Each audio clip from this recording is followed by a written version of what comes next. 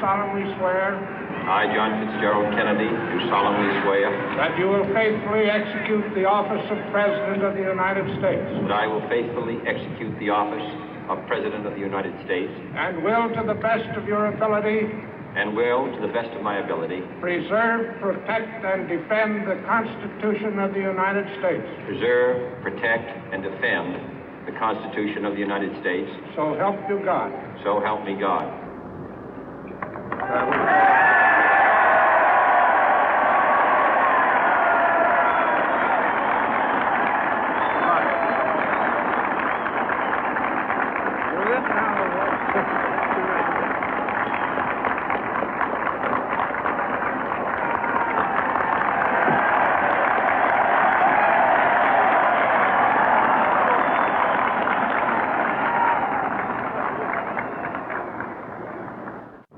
Vice President Johnson, Mr. Speaker, Mr. Chief Justice, President Eisenhower, Vice President Nixon, President Truman, Reverend clergy, fellow citizens.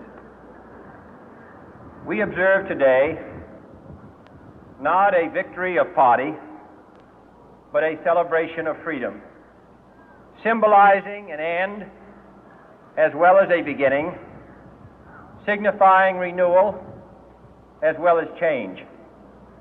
For I have sworn before you and Almighty God the same solemn oath our forebears prescribed nearly a century and 3/4 ago.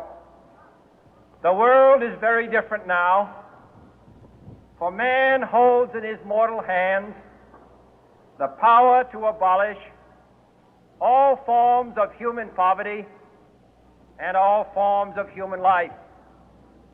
And yet the same revolutionary beliefs for which our forebears fought are still at issue around the globe.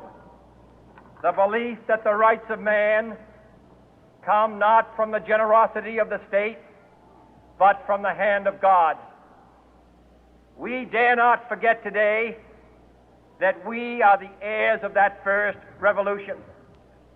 Let the word go forth from this time and place to friend and foe alike that the torch has been passed to a new generation of Americans born in this century, tempered by war, disciplined by a hard and bitter peace, proud of our ancient heritage, and unwilling to witness or permit the slow undoing of those human rights to which this nation has always been committed and to which we are committed today at home and around the world.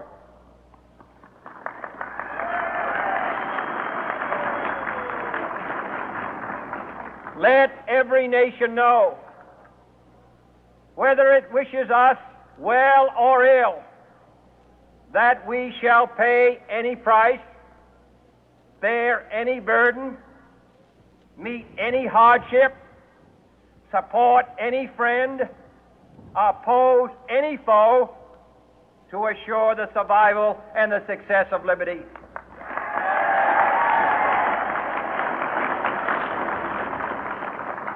This much we pledge and more. To those old allies whose cultural and spiritual origins we share, we pledge the loyalty of faithful friends. United, there is little we cannot do in a host of cooperative ventures.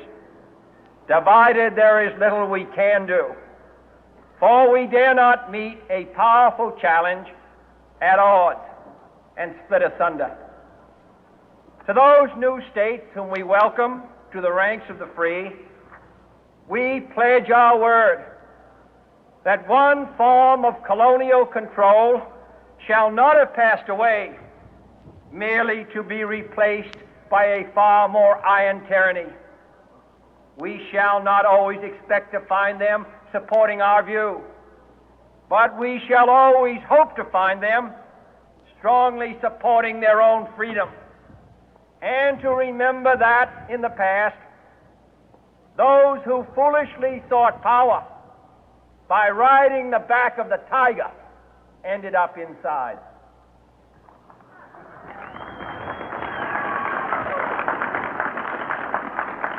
To those people in the huts and villages of half the globe struggling to break the bonds of mass misery, we pledge our best efforts to help them help themselves for whatever period is required, not because the communists may be doing it, not because we seek their votes, but because it is right.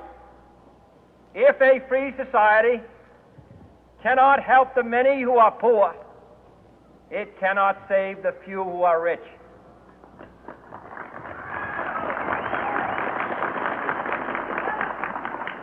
To our sister republics south of our border, we offer a special pledge to convert our good words into good deeds, in a new alliance for progress, to assist free men and free governments in casting off the chains of poverty.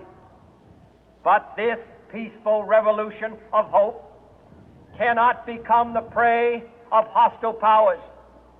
Let all our neighbors know that we shall join with them to oppose aggression or subversion anywhere in the Americas. And let every other power know that this hemisphere intends to remain the master of its own house.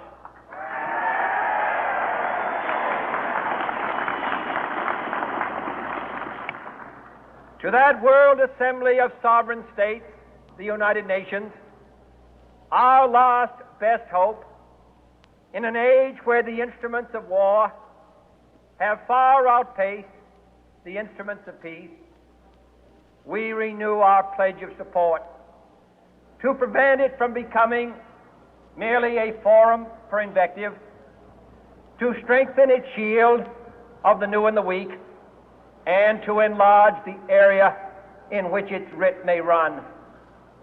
Finally, to those nations who would make themselves our adversary, we offer not a pledge, but a request that both sides begin anew the quest for peace.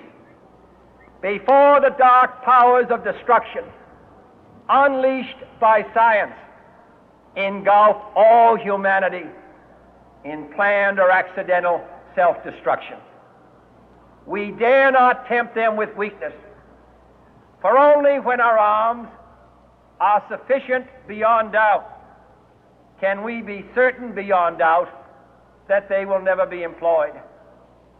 But neither can two great and powerful groups of nations take comfort from our present course, both sides overburdened by the cost of modern weapons, both rightly alarmed by the steady spread of the deadly atom, yet both racing to alter that uncertain balance of terror that stays the hand of mankind's final war.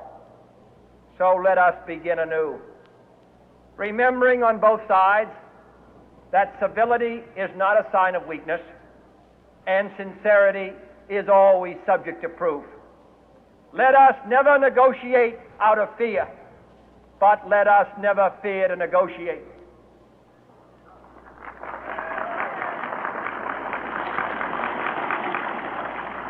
Let both sides explore what problems unite us, instead of belaboring those problems which divide us.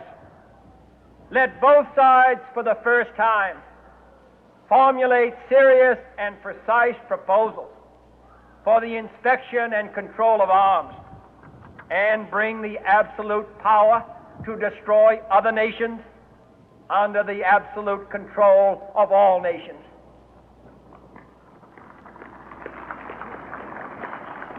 Let both sides seek to invoke the wonders of science instead of its terrors.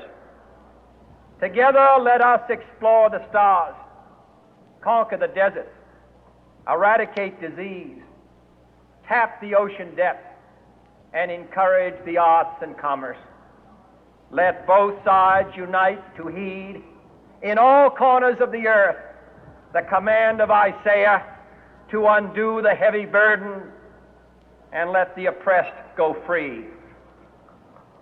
And if a beachhead of cooperation may push back the jungle of suspicion, let both sides join in creating a new endeavor, not a new balance of power, but a new world of law, where the strong are just and the weak secure and the peace preserved.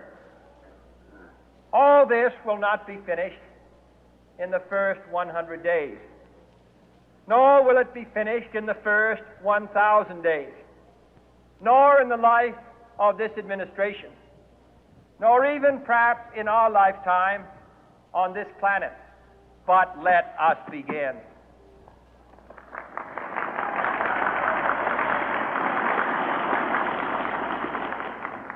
In your hands, my fellow citizens, more than mine, will rest the final success or failure of our course. Since this country was founded, each generation of Americans has been summoned to give testimony to its national loyalty. The graves of young Americans who answered the call to service surround the globe.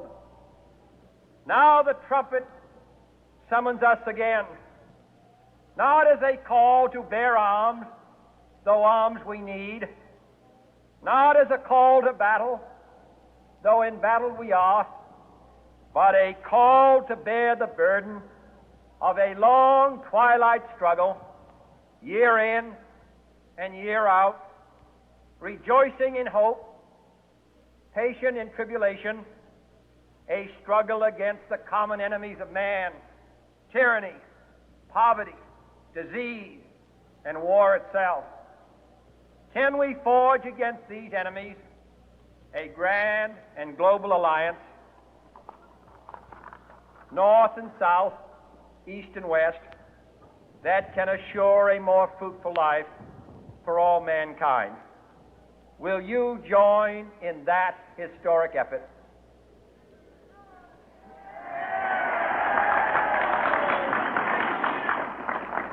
In the long history of the world, only a few generations have been granted the role of defending freedom in its hour of maximum danger. I do not shrink from this responsibility. I welcome it.